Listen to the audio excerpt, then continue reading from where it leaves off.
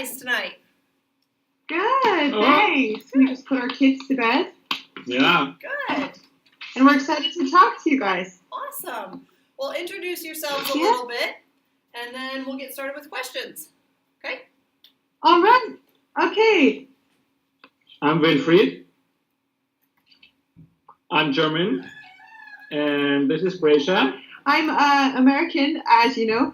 I'm Megan's cousin, and I'm a translator and a musician. Yeah, and we have two kids, Katharina and Clara, and also a young Syrian man is living with us. So in our household, there are 5 right now. Okay. So, and I think a lot of other questions we will cover during this thing. And maybe we could tell you a little bit more. Kind of, I think it's always interesting. Our housemate is also very interesting. He came from Syria, as we just said, and immigrated here. He barely made it across the ocean. He and his friends, his classmates, they sank in a boat, and they had to swim through the ocean in order to make it here, and had a hard time getting here. And there are a lot of Christians here who do a lot of work helping people to integrate, and so we took him in. Yeah. Okay. Okay, who has our first question? Should we? Hi, my name's Dominic. What do most people do for work? Yeah, we were discussing it ahead of time, and the point is most people have very similar jobs here, like in the US, but maybe what's a bit different. So in Germany, there are a lot of engineers, yeah, with all the car construction and all of this, and some other thing we discussed, since there's more money in public money, also in the arts or social help, so maybe there are also more social workers and artists or musicians over here. And there are also teachers. Yeah. But we also have truck drivers and doctors and farmers, also farmers. Yeah.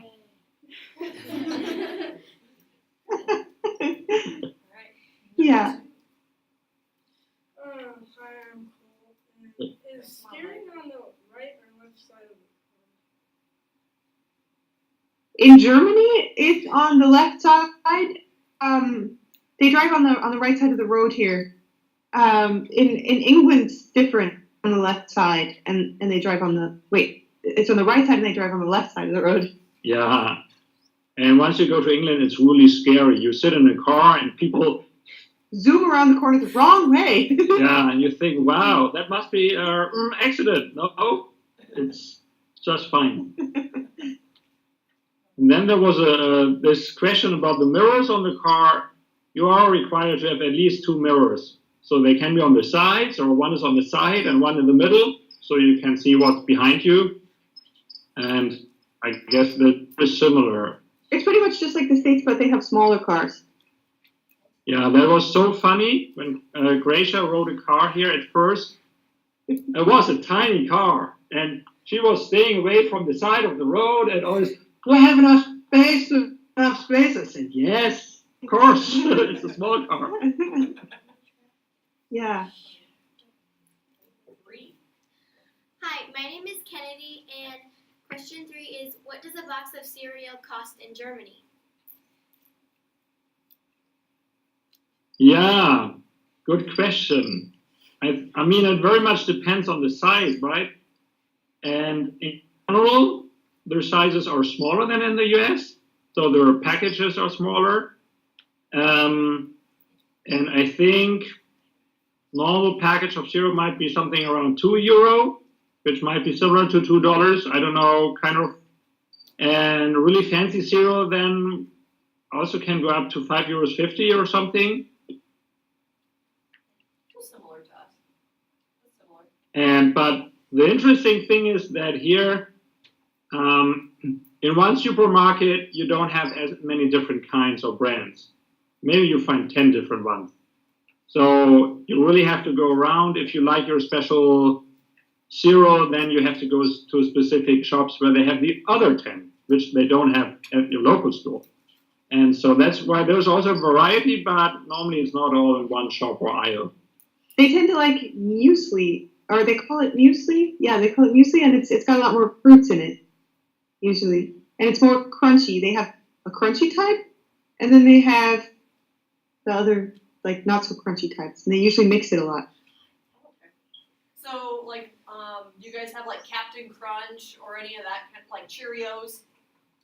Or They have Cheerios, but not Captain Crunch, and not mostly American brands. It's more like, oh man, well, probably not grape nuts. No, that's not. I wouldn't describe it like that. But more like a muesli, crunchy muesli Okay. is usually what's a typical style here. Okay. And yeah, they have cornflakes, but they And don't have, pops, yeah, honey pops, or whatever you call them. yeah. But that's about the extent of the sugary stuff. It's more. I mean, it's sugary sometimes, but it's more muesli, crunchy stuff Okay. with fruit. Come here and see. Okay. All right, who's number 4? Hi, my name is Kelsey. What is the climate like? When I came to Iowa, I felt at home right away. The climate is kind of similar, even though here it's less humid than in Iowa. And yeah, in the north, it's more moderate, kind of warm in winter and cold in summer. And in the south, it can get nicely warm in summer and also pretty much a lot of snow in winter. So, but overall, it's kind of mild. So similar to us. All right, number 5. Somebody up front has this one. Hi, my name is Riley. Would you rather live in America or Germany? I always say that there's something to miss wherever you go. I've lived in about 8 places, in the U.S., 8 places, and then I moved here. And I always think there's something that I missed from the last place I was and something that I really love here. And I would say what I really love here is that it's very international, and there are a lot of opportunities in that for us to show the love of Jesus to people here. Like, for example, the huge influx of people who have fled from countries at war in the last couple of years have given us a lot of opportunities to show Jesus' love to people. And yeah, that's one reason I love it here also. It's very international with people from all over the place. Yeah, and I think was also in comparison with the US, what's easier here that social security is much stronger. It takes care of its people more. Like you can get health insurance, and it's easy. So to yeah, if you get sick, then you still get paid, or if you have a baby, you get a year off, yeah, and you get paid for your salary. and so it's you don't have to worry as much. Oh, I lost my job, and now things will be really difficult. And so also people you meet seem to be more very balanced because life is fairly stable. And yeah, in the US, nature is great. There's much more space, and so I don't know, the mountains, Grand Canyon, and I don't know what. So that's very impressive. And I have to say, I mean, I lived in New York before this, and I loved the culture there. It's got a lot of arts. That's my field, so I love that. Very good. Who has number 6? Hey, my name is Dylan. And how does Chernobyl affect your community or family? Yeah, it's a very interesting question. I think it was in April, wasn't it? Or Yes. May, somehow. It was a time when we wanted to do an outing by bike, when we somehow heard this, and then it started raining. And supposedly the radioactivity from the Ukraine came over with rain. And so we were hiding under a tree and didn't want to be touched at all by rain. Even though, of course, you can, when you got home, you take a shower and then it's fine. But so the most what we back then kind of learned or were afraid of were the rain and clouds raining off the radioactivity. But most of it was jodium-131. Sodium, iode. Yeah, What they put in salt. Yeah, which has a half-life of about 30 days. So you can imagine after 4 or 5, so not much came over in the first place, and what rained down was gone after a few months.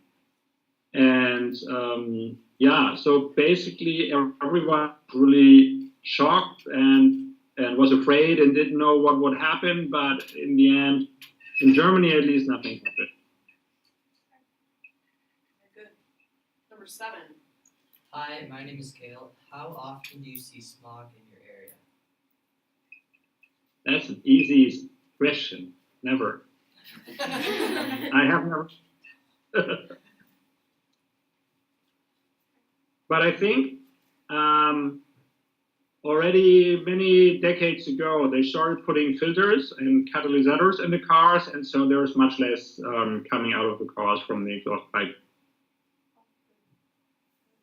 Do you guys have a lot of like electric cars and stuff over there?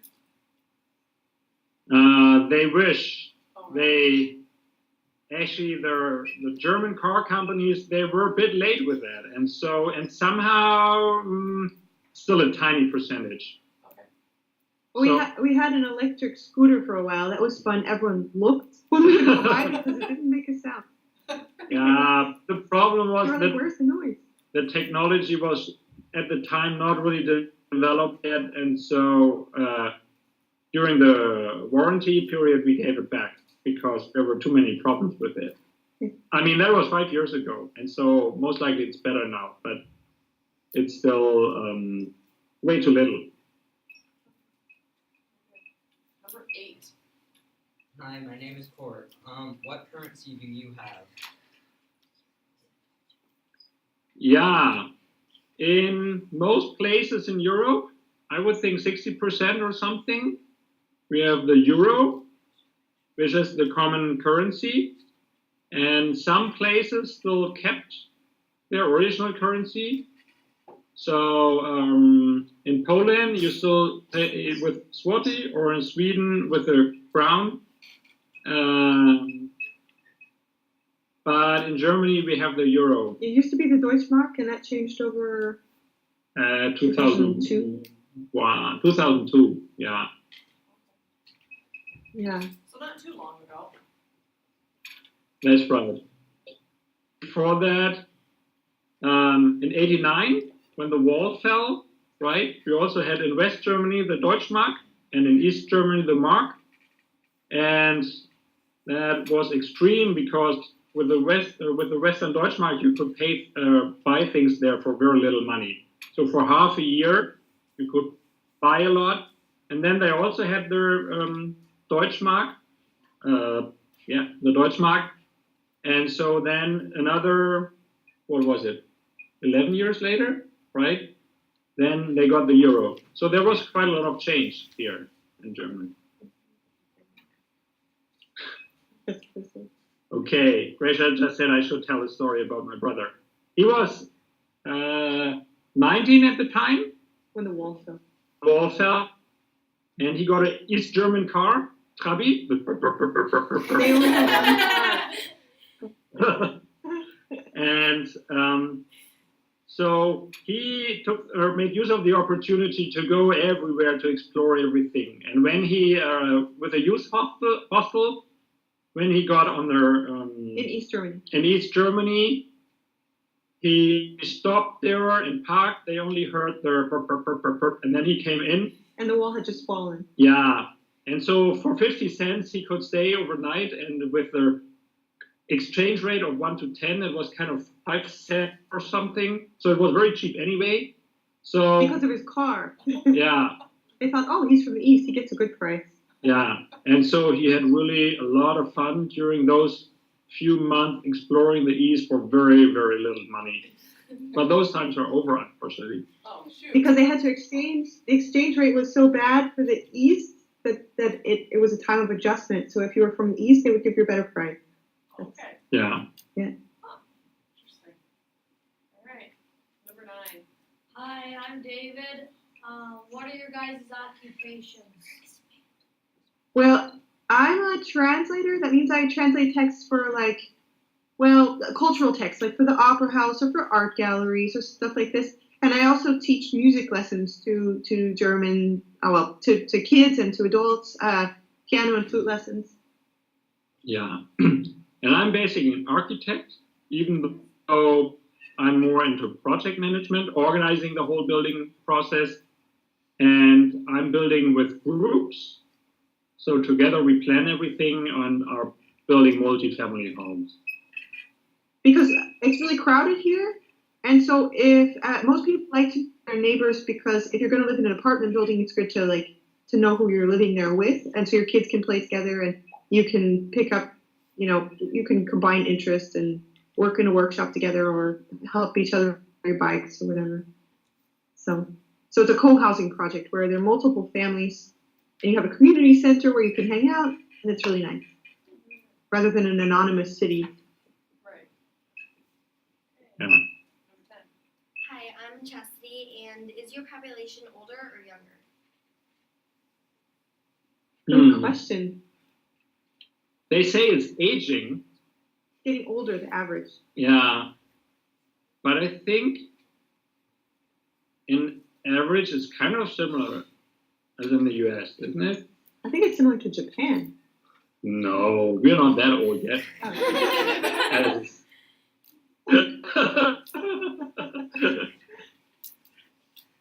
So I think it's vaguely similar. Okay. Good. Number 11.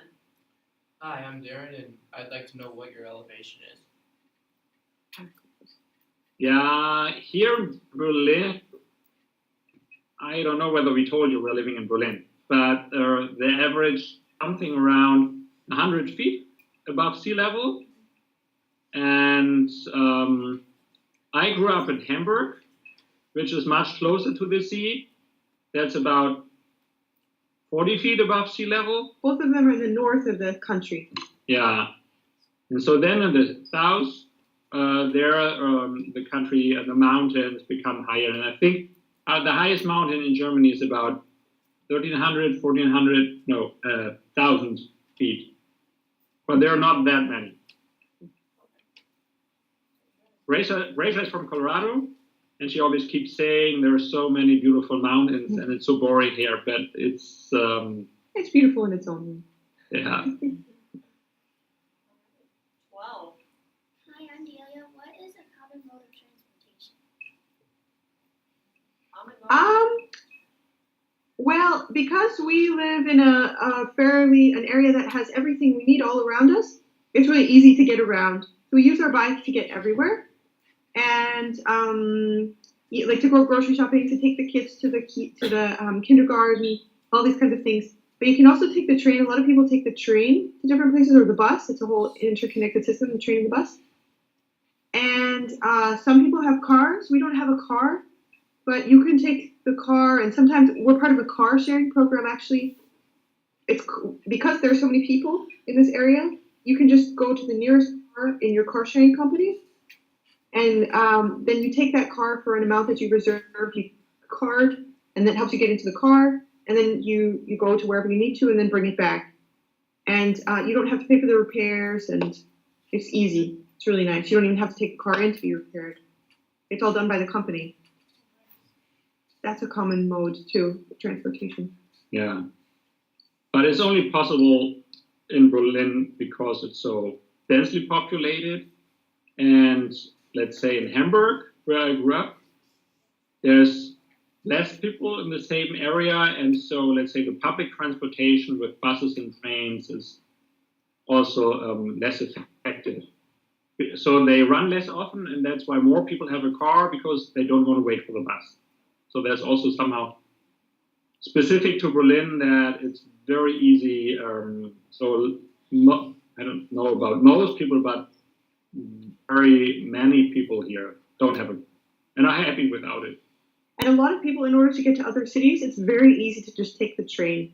And it's fun, and I like it because the kids can run back and forth to the train, and that makes it easy to just like sit in the train, look out the window, and have fun. And it's much nicer than a car, actually, and usually a bit cheaper. Can be. Yeah. Yeah. All right, good. All right, number 13. Yeah. Go ahead. Hi, Is it crowded or spacious in your area or neighborhood? I would think most likely by your standards it's very crowded. And but it's a city, and how many floors do houses have here? Around 5 or 6. Not as tall as New York or Chicago. But I would think it's still very nice. There are a lot of parks, and so there's not so much traffic. That's why it's fun to bike. And first, when I came from Hamburg, though, like I said, there are less people living. I thought, wow, Berlin is dense. And then I got used to it, and later I went to Paris, and that's even more dense. That's like New York. And so that was pretty, I cannot see myself living there. So, but. It's more dense than Halle, but less dense than New York. Yeah. Good question. In general, maybe it's interesting that to know that Germany is about the number 10 of the most densely populated countries in the world. Comparable with Japan. I'm not sure. I think it's less than Japan, but still, in comparison to the US, also go through the countryside. Very soon there comes the next village, or there's some sort of building, or there's not really wild nature because everything is farmed or whatever. Yeah, kind of. All right, good. 14. Hi, I am Blaine. What are your schools like? Do you homeschool? And do kids learn other languages at school?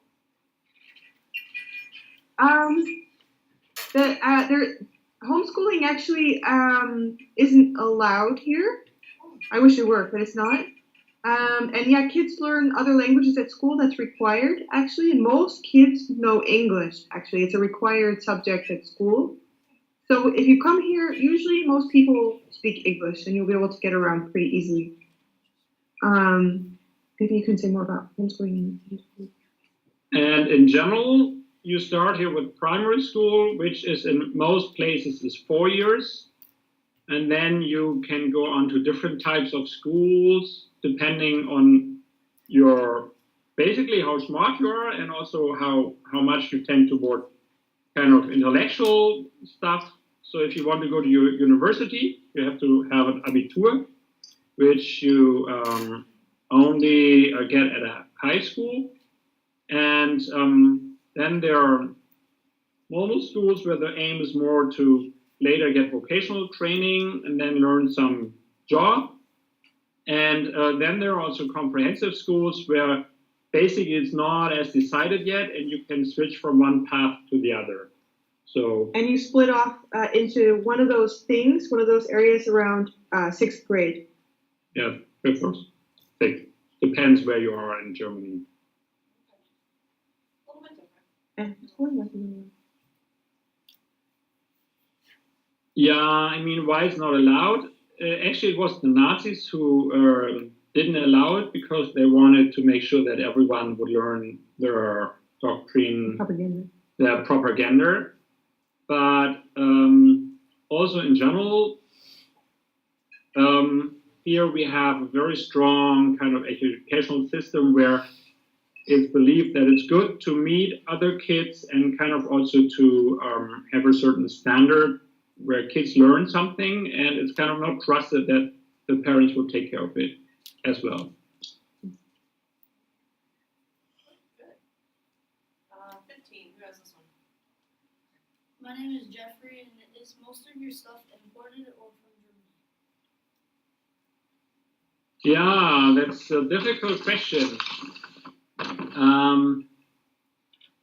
Let's say a lot of things come from other European countries or neighboring countries. So let's say food and also let's say car parts are produced in some other place and then shipped to Germany, they're mounted. And so I think a lot of things also come from Asia, of course, especially technology.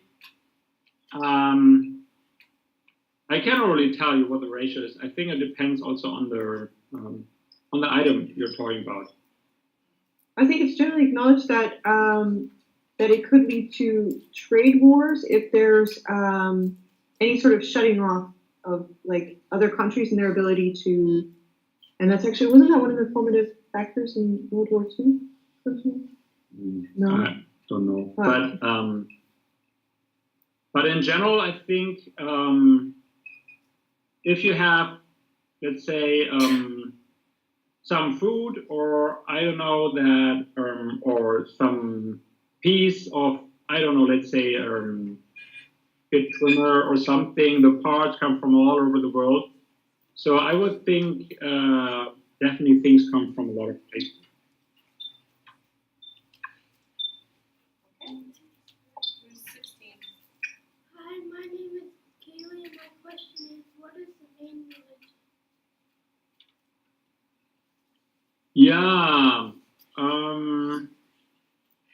let's say it was mostly Lutheran and Catholic, but I think, With Catholic mainly in the south and Lutheran mainly in the north. yeah, but somehow there, let's say the number of church members is dropping, has been dropping over the last 50 years. And so basically there are a lot of people who are atheists, and then there are all different religions according to the number of people of a certain group. But so there's not the main religion.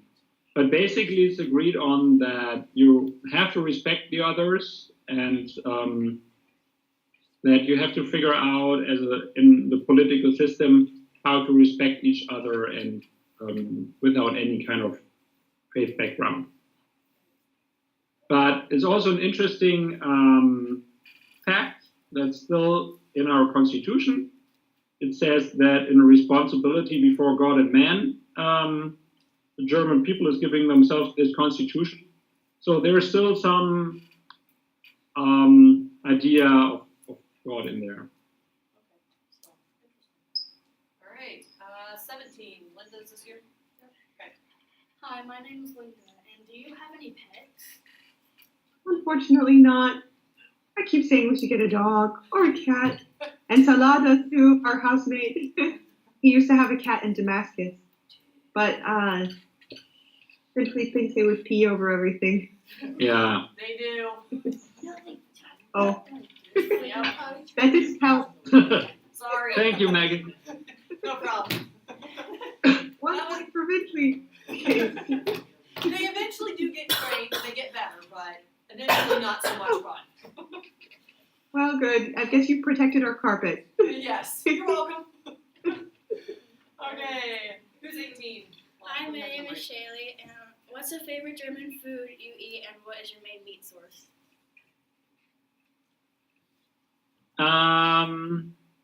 Let's say what's special German foods. I don't know whether my favorite. I love bread and cheese, and we have lots of different breads, and they are very hearty and yummy, and hundreds of different cheeses. And yeah, we also have a special kind of noodle, which are called Spätzle, which is from southern Germany, and it means little sparrows. That's the literal meaning. Yeah. Because they're little shaped. Yeah. And even though it's not good for us, Germany is a pork eating land. And I think chicken comes right after pork. So, but of course you can also have lamb or beef.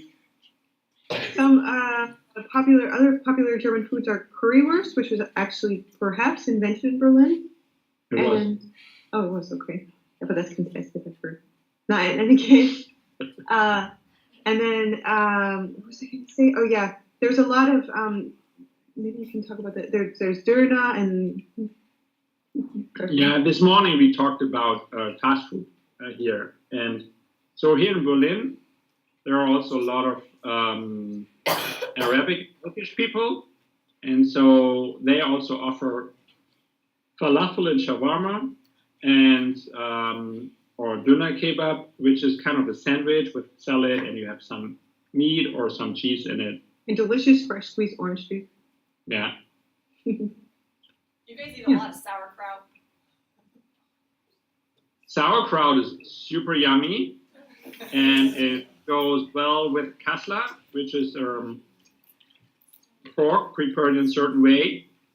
Great, yeah. Whenever you can somehow find it in a store, get it and eat it. It's yummy. Well, see, around here, there's a lot of German families. So one of our towns that some of these kids come from, in the summer, they have what they call sauerkraut days. And so it celebrates their town, and they make a ton of sauerkraut. Like, they have this huge tub, don't they, guys? Yeah, they do. I don't know. use pitchforks to stir it. Yeah. It's Yeah, really they good Cool.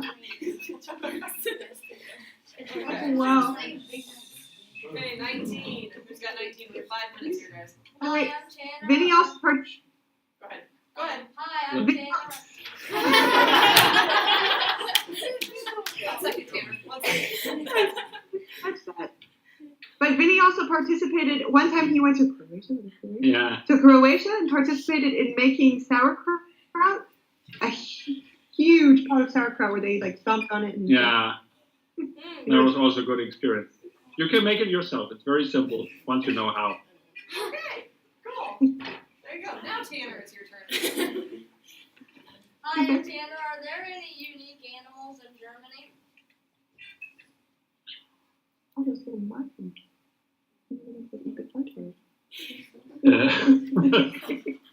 Yeah. The point is, I've been living here for all my life, and somehow they were always there, so they don't seem very special, and I don't know what you don't have. We have lovely nightingales around here. They're really beautiful. They sing all through the night, like during the month of I think June or so, Yeah. and it's really beautiful. They have their own accent depending on they always come back to the same spot generation after generation, and they sing the song that belongs to that little area of the earth. It's like an accent, like their own language, and they sing all sorts of beautiful different songs. It's really beautiful. Yeah. The wolves are coming back. Yeah. Some of them in some areas. But whenever there's a bear, someone usually shoots it. So there are no bears. No bears. Wow. All right, last question. Hold on, this is the last written question. Okay, do other countries ever not agree with Germany, and how has the European Union been treating Germany? Yeah. I mean, there are somehow two parts in there. And I mean, the first part is how does one country have one opinion? And so basically, I mean, Germany has 80 million people living here. And so they're trying to figure out what they do and what kind of the law should be like by discussing it. And then in the political system, there are several parties because we have a different voting system than in the US. Not just two parties. Yeah. And so they have to make compromises. And so they say, okay, we will go this direction, but here we will go this direction. And I feel it's also more flexible in terms of that new ideas come in. And I think that's also why, let's say, the German strength in environmental protection and green energies could develop over the years because, let's say, the Green Party could sneak it in and eventually even was part of the government. But that took 30, 40 years. So that's maybe what opinion does one country have. And then the other thing is in the European Union, Germany is the strongest country in terms of economy and pretty strong, a big country. in comparison to a lot of others with France. And yeah, it's struggling that still people don't want leadership. So thus Germany takes over and says that's how we do it. And on the other hand, they say Germany has to take leadership. And so that also is kind of has to be discussed and figured out in detail. And but of course, since Germany is paying a lot into this system, also getting a lot out, but they have a major say in it. And so that's why there were things where, let's say with Greece, I don't know whether you followed it, they were pretty mad at Germany when they had to figure out their the debts. And so, yeah, it's like negotiating and coming to agreements, and sometimes people are mad at each other. And that was it? Yeah, Or what? unfortunately, that's our time. But Oh. we want to thank you.